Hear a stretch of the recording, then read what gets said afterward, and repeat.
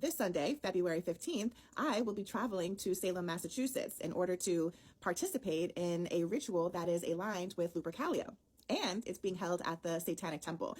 Now, before your nervous system decides how it feels about that, let's just slow this down and talk about what Lupercalia actually is and why the Satanic Temple is the perfect location. Lupercalia was an ancient Roman festival that was held every year on February 15th. And this was long before Christianity or Valentine's Day ever existed. And it wasn't this, fringe, secret, or rebellious thing that was done in the dark. It was actually a state-recognized cultural ritual that centered on fertility and purification and protection and really just the return of life after winter. In agricultural societies, fertility was everything, right? The crops, the animals, the people, the land. So this festival functioned as a ritual reset, sort of cleansing stagnation and blessing vitality and preparing the body and the community for spring.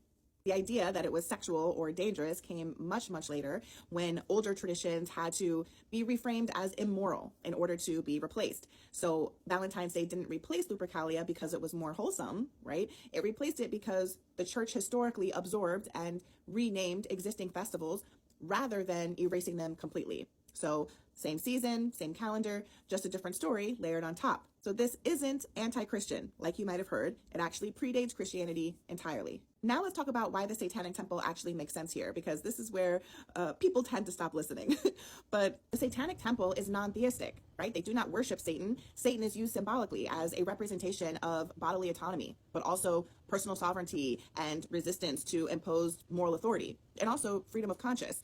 Those values align far more closely with Lupercalia than most modern religious spaces do. And that's because Lupercalia was about honoring the body without shame, recognizing natural cycles as being sacred, fertility without guilt, and ritual without dogma, which makes a space that's free from enforced belief a logical and very special place to hold a ritual that's rooted in pre-Christian tradition. And Salem matters too, right? Because Salem is a living reminder of what happens when fear overrides historical truth, when bodies are controlled, when rituals are criminalized, and when moral panic sort of replaces understanding.